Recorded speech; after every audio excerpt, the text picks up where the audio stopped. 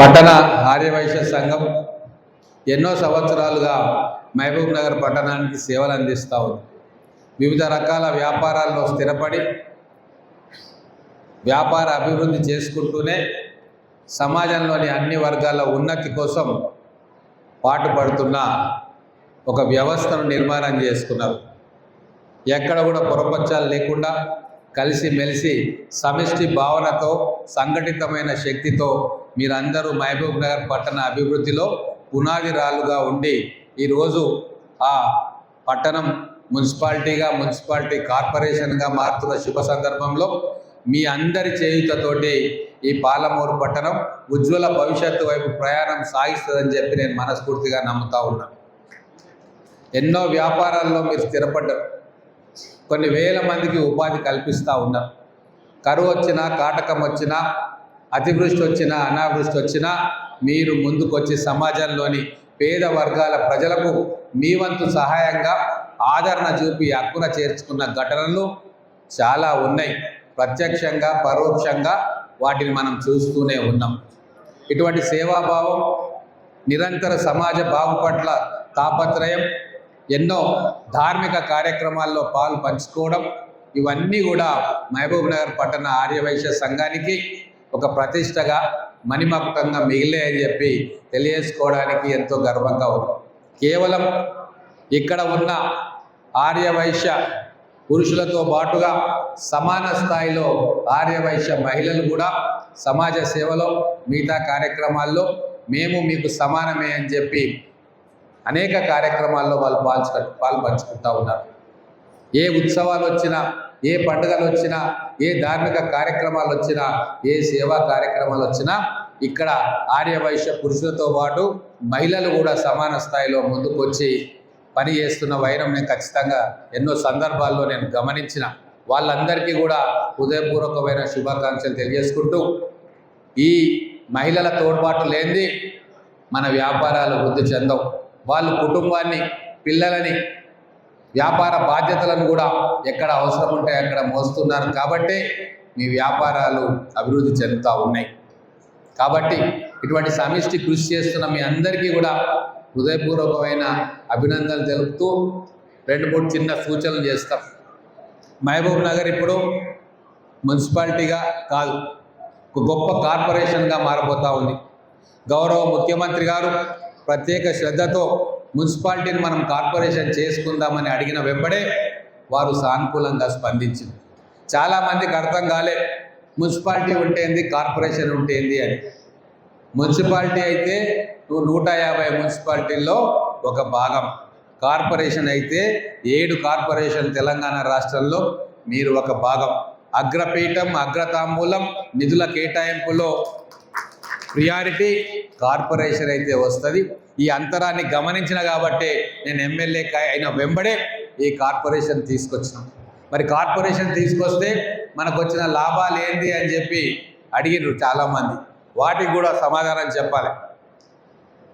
Corporation అవడంతో మనము ముఖ్యమంత్రి తోటి ఒప్పించి IIITని మనం తీసుకురాగలిగినాం. ఒక పెద్ద ఇన్స్టిట్యూషన్.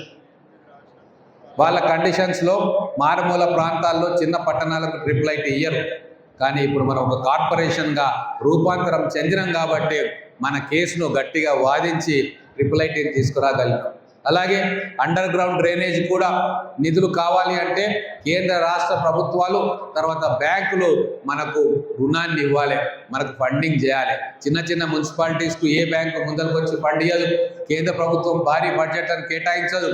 రాష్ట్ర ప్రభుత్వం ప్రియారిటీలో కూడా 150 ప్రియారిటీల్లో మనం ఒకరం ఉంటాం. కాబట్టి కార్పొరేషన్ అయిన వెంబడే అండర్ గ్రౌండ్ డ్రైనేజ్ కోసం తిరిగి ముఖ్యమంత్రి గారిని, కేంద్ర ప్రభుత్వ సంస్థను ఒప్పించి 600 కోట్ల రూపాయలు శాంక్షన్ చేయించుకోవడం, మన కార్పొరేషన్ ముఖ్యమంత్రి గారి చేతనే శంకుస్థాపన చేసుకోవడం, ఇప్పుడు వాటి నిర్మాణ కార్యక్రమం కూడా త్వరలోనే మొదలవుతుంది. మనం ఉంటున్న పట్టణం మన కోసం కాకుండా భవిష్యత్ తరాల కోసం నిర్మాణం చేసినప్పుడే ఈ పట్టణం ఒక మహాపట్టణంగా, మహానగరంగా ఎల్లకాలం మిగులుతుంది. మనం బతికేది మన కోసం కాదు, మన పిల్లల కోసం, ఆ తర్వాతి తరం కోసం వాళ్ళు కూడా సుభిక్షంగా ఉండాలి, ప్రశాంతంగా ఉండాలి. అన్ని వసతులతో కూడిన మహబూబ్ నగర్ను మనం వారసత్వంగా మన పిల్లలకు ఇవ్వాలి. వ్యాపారాన్ని ఇస్తేనే కాదు, ఇల్లు ఇస్తేనే కాదు, వాళ్లకు మంచి సంస్కారం నేర్పాలి. మన వారసత్వాన్ని వాళ్ళకు ఇవ్వాలి. మన భక్తిని, మన గుడిని, మన దైవాన్ని, మన ఆచార వ్యవహారాలను కూడా ఇంకో తరానికి మనం అందించినప్పుడే మన పెద్దలు చేసిన కార్యక్రమాన్ని మనం తూచా తప్పకుండా ఆచరించిన వాళ్ళం అవుతాం. వీటితో పాటుగా మనం ఒక గొప్ప నగరాన్ని కూడా మన పిల్లలకు వారసత్వంగా అందించిన రోజే మనం నిజమైన పౌరులుగా, ఆలోచన కలిగిన వ్యక్తులుగా, సమాజ శ్రేయస్సు కోరే వ్యక్తులుగా, సమాజంలో అగ్రభాగాన ఉండి వ్యాపార విద్యా రంగాల్లో విశిష్టమైన సేవలు అందించిన వ్యక్తులుగా మన బాధ్యతను నిర్వహించిన వాళ్ళం అవుతాం. కాబట్టి మనం అందరం మన మహబూబ్ నగర్ను నెంబర్ 1 పట్టణంగా చేసుకోవాలని సమిష్టి కృషితోటి విద్యా, వైద్య సౌకర్యాలు, ఇన్ఫ్రాస్ట్రక్చర్ సౌకర్యాలు ఇవన్నీ కూడా మనం కల్పించుకున్న నాడు ఖచ్చితంగా ఒక సామాజిక బాధ్యతను నిర్వహించిన వాళ్ళం అవుతాం. ఎప్పుడు ఎందుకు సామాజిక బాధ్యత అనగానే మొదలు వైశ్య వర్గాలు గుర్తుకొస్తాయి, వైశ్యులు గుర్తుకొస్తారంటే అనాదిగా తరతరాలుగా ఈ బాధ్యతలను మోస్తున్న వారు మీరు, కష్టం చేస్తున్న వారు మీరు. ఎప్పుడు సమాజానికి ఆపద వచ్చినా గల్లాపెట్టెలో చేయి పెట్టి ఉన్న దాంట్లో కొంత ఇచ్చి సమాజాన్ని నిలబెట్టిన వాళ్ళు. కాబట్టి ఈ బాధ్యతలు మీరు పంచుకుంటారు, పంచుకోవాలి అని చెప్పి సమాజం ఎదురు చూస్తూ ఉంటాయి. ఏ రోజు కూడా సమాజ యాస్పిరేషన్స్ను మీరు కాదనలేదు. ఎటువంటి విపత్కరమైన పరిస్థితి వచ్చినా మీరు ముందున్నారు. ఎటువంటి విపత్తు ఏ కుటుంబానికి ఎవరికి వచ్చినా మీరు వాళ్ళని ఆదరించి మీరు బాగుపడమే కాదు, ఎన్నో కుటుంబాలకు ఆసరాగా నిలిచింది. మీరు చేస్తున్న వ్యాపారాల్లో ప్రతి వ్యాపారంలో కూడా 3-4 కుటుంబాలు మీతో పాటు సహజీవనం చేస్తూ మీతో పాటు వృద్ధిలోకి వచ్చి 3 పూటల అన్నం తింటూ తల మీద ఒక గూడును సంపాదించుకునే స్థాయి మీకు కల్పించింది. కాబట్టి ఆ పుణ్యం ఎక్కడికి పోదు. ఆ పుణ్యమే భగవంతుడు మీకు ఆశీర్వాదం ఇస్తాడు. ఎందుకు లక్ష్మి వైశ్యుల దగ్గరనే ఉంటుందంటే వైశ్యులు ఆస్తిని సృష్టిస్తారు, సంపదను సృష్టిస్తారు, కొన్ని కుటుంబాలను నిలబెడతారు, వాళ్ళకు ఆసరాగా నిలుస్తారు. కాబట్టి భగవంతుడు కూడా మిమ్మల్ని చల్లగా చూస్తాడు. ఇటువంటి మంచి కార్యక్రమాలు, ధార్మిక కార్యక్రమాలు కూడా మీరు చేస్తారు. భగవంతుడు ఎవరిని దగ్గర చేర్చుకుంటాడు, ఎవరిని హక్కున చేర్చుకుంటారు? సదా భగవన్నామ స్మరణ చేసే వాళ్ళను, భగవంతుడికి అర్పితమయ్యే వాళ్ళను, భగవత్ కార్యక్రమాల్లో కుటుంబంతో సహా పాలు పంచుకునేవాళ్ళు, అవసరమైతే ధన సహాయం చేసి కార్యక్రమాలు నిర్వహించేవారు. ఇటువంటి వాళ్ళు భగవంతునికి ప్రీతిపాత్రులు అవుతారు. అటువంటి కార్యక్రమాలన్నీ ఎన్నో సంవత్సరాలుగా దిగ్విజయంగా చేస్తున్న మీకు ఆ వాసవి మాత కటాక్షంతో పాటు సకల కోటి దేవతలు కటాక్షం కూడా మీ పైన ఉంటుంది అని చెప్పి నేను నమ్ముతా ఉన్నా. మీరు ఈ మహబూబ్ నగర్ పట్టణానికి దిక్సూచిగా మారాలి. కలహాలు మాని ఐక్యంగా మీరు పట్టణ పురోభివృద్ధిలో భాగస్వాములు కావాలి. అక్కడక్కడ చిన్న చిన్న పొరపాట్లు వచ్చినా పెద్దలు, సీనియర్స్ వాళ్ళందరూ కూర్చొని ఒక్కటిగా చేసి అందరినీ కలిపి ఒక కుటుంబంలాగా ముందుకు తీసుకుపోవాల్సిన బాధ్యత మన పట్టణ ఆర్యవైశ్య సంఘానికి కూడా ఉంటుంది. ఆ బాధ్యతను మీరు సక్రమంగా నిర్వహిస్తారని చెప్పి హృదయపూర్వకంగా విశ్వాసం వ్యక్తం చేస్తూ ఉన్నాం. ఇంకో చిన్న మాట చెప్పి నేను ముగిస్తా. చాలామంది ఇక్కడ మహబూబ్ నగర్లోనే పాఠశాలల్లో చదువుకున్నారు. అప్పుడు ప్రైవేట్ స్కూళ్ళు లేవు కాబట్టి ఇక్కడ ఉన్న పెద్దలందరూ మహబూబ్ నగర్ పట్టణంలో ఉన్న ఏదో ఒక ప్రభుత్వ పాఠశాలలో చదివింటారా? కొద్దిగా చేయలేపుతారా? ఎవరు గవర్నమెంట్ స్కూల్లో చదివినరో ఇక్కడ పెద్దలు?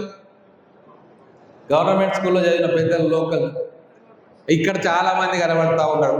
కాబట్టి నాదొక రిక్వెస్ట్ మీ అందరికీ, మా కొత్తగా అధ్యక్షులైన శివప్రసాద్ గారు, మీరు ఇనిషియేట్ తీసుకొని మన ఆర్యవైశ్య సంఘంలో ఉన్న సభ్యులు మన పట్టణంలో ఉన్న ప్రభుత్వ పాఠశాలలో ఎవరు ఏ పాఠశాలలో చదివిండ్రు అని చెప్పి లిస్ట్ అవుట్ చేసి ఆ పాఠశాల కమిటీల్లో వారు మెంబర్గా ఉండాలని చెప్పి వినయపూర్వకంగా విజ్ఞప్తి చేస్తూ ఉన్నా. ఎందుకంటే ఆ పిల్లల్ని మనం మంచిగా చదివించుకుందాం.